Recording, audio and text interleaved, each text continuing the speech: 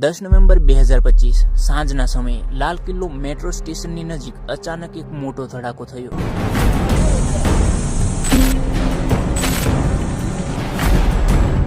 આ કોઈ સામાન્ય અવાજ નહોતો. એવું લાગતું હતું કે જાણે બોમ્બ બ્લાસ્ટ થયો હોય.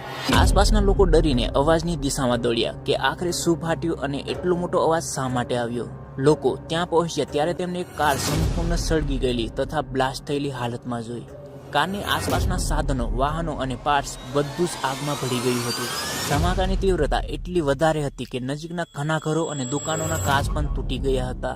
હવે સવાલ એ છે, શું આ સીએનજી કાર હતી અને પ્રેશરમાં ફાટી ગઈ? પરંતુ નિષ્ણાંતો મુજબ સીએનજી કારના બ્લાસ્ટમાં આવી ઊંડી અસર સામાન્ય રીતે ન જોવા મળે. તો શું આ એક આયોજનબદ્ધ આતંકવાદી હુમલો હતો? ચાલો એક એક કડી જોડીને આની હકીકત સમજવાનો પ્રયત્ન કરીએ. ધમાકો થતાં જ તરત જ ફાયર સર્વિસ અને એમ્બ્યુલન્સને ફોન કરવામાં આવ્યા. થોડા સમય પછી દિલ્હી પોલીસ પણ ઘટના સ્થળે પહોંચી ગઈ. આ બ્લાસ્ટમાં 20થી વધારે લોકો ઘાયલ થયા અને તમામને નજીકના લોકનાયક જયપ્રકાશ હોસ્પિટલમાં ખસેડવામાં આવ્યા.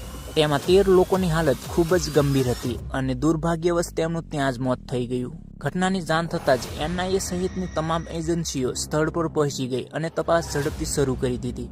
જ્યારે આ ધમાકો થયો ત્યારે આપણા દેશના વડાપ્રધાન નરેન્દ્ર મોદી ભૂતાન પ્રવાસ પર હતા અને ત્યાંથી તેમને તાત્કાલિક કંઈક આવી પ્રતિક્રિયા આપી. इसके पीछे के षड्यंत्रकारियों को बख्शा नहीं जाएगा. હાલ સુધી તપાસ એજન્સીઓ તરફથી કોઈ સત્તાવાર પુષ્ટિ મળી નથી કે આ હુમલો કોને કર્યો, પરંતુ તપાસ દરમિયાન કાશ્મીરના 2 ડોક્ટરો પર શંકા થઈ રહી છે. આ ઘટનાના દિવસે જ જમ્મુ કાશ્મીર પોલીસ અને હરિયાણા પોલીસ ભેગા મળીને 2 ડોક્ટરોને પકડ્યા હતા.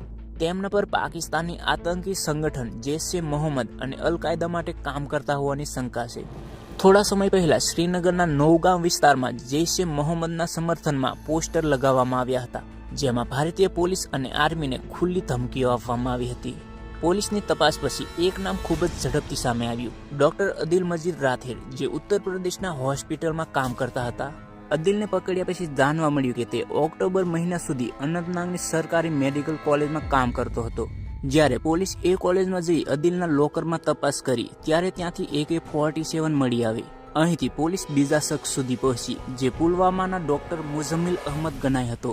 તેની પૂછપરછ કર્યા બાદ તેના કહેવા મુજબ પોલીસ ફરીદાબાદમાં તેના ભાડાના ઘેર પહોંચી તપાસ કરી. ત્યારે ત્યાંથી લગભગ 3000 કિલોથી વધુ વિસ્ફોટક સામગ્રી મળી આવી. તેમાં એમોનિયમ નાઇટ્રેટ હોવાની શક્યતા છે, જેનો ઉપયોગ બોમ્બ બનાવવા માટે થાય છે. ઉપરાંત વોકી ટોકી, ટાઈમર, ગન અને બોમ્બ બનાવવા માટે વપરાતી અનેક વસ્તુઓ પણ મળી હતી. આ બધું જોઈને સ્પષ્ટ થયું કે આ લોકો કોઈ મોટો હુમલો કરવાનું આયોજન બનાવી રહ્યા હતા.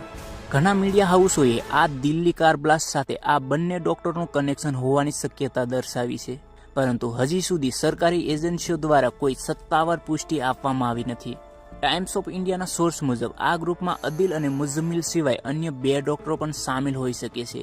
તેમાં એક મહિલા ડોક્ટર છે જે લખનૌમાં કામ કરતી હતી અને તેને પોલીસે પકડી લીધી છે, પરંતુ એક ડોક્ટર ઉમર નબી તેના સાથીઓના ઝડપાયા પછી ગાયબ થઈ ગયો. એવું અનુમાન છે કે આ બ્લાસ્ટમાં તેનો પણ હાથ છે. ઉમર નબી છેલ્લે આ બ્લાસ્ટ થયેલી કાર સાથે જોવા મળ્યો હતો. પોલીસના કહેવા પ્રમાણે ઉમર નબીએ સાથીઓના પકડાયા પછી ગભરાઈને આ કાર બ્લાસ્ટ કર્યો હોઈ શકે છે, અને કારણ કે બોમ્બ પૂરો તૈયાર ન હતો એટલે અસર પણ પૂર્ણ રીતે વિનાશક ન થઈ શકી. ટાઈમ્સ ઓફ ઇન્ડિયાના સૂત્રો મુજબ આ બોમ્બમાં વપરાયેલો વિસ્ફોટક તે જ પ્રકારનો હતો જે મુઝમ્મિલના ઘરમાંથી મળ્યો હતો. એટલે કહી શકાય કે આ બ્લાસ્ટ તેનો જ ભાગ હતો, પરંતુ ગભરાહટમાં તે સફળ રીતે અમલી બની શક્યો ન હતો. છેલ્લે ઉમર નબી આ બ્લાસ્ટ થયેલી કારમાં જોવા મળેલો, એટલે એવું મનાય છે કે ઉમર નબીનું આ બ્લાસ્ટમાં જ મોત થયું હોવું જોઈએ. પરંતુ 13 મૃતકોમાંથી તેની ઓળખ હજી સુધી થઈ નથી. પોલીસ હજુ તપાસ કરી રહી છે.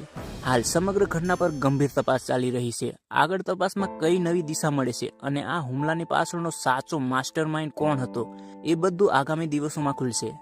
તે નિર્દોષ લોકોના જીવ ગયા. હવે ન્યાય કેવી રીતે મળશે અને જવાબદાર કોણ, એ મોટો સવાલ છે.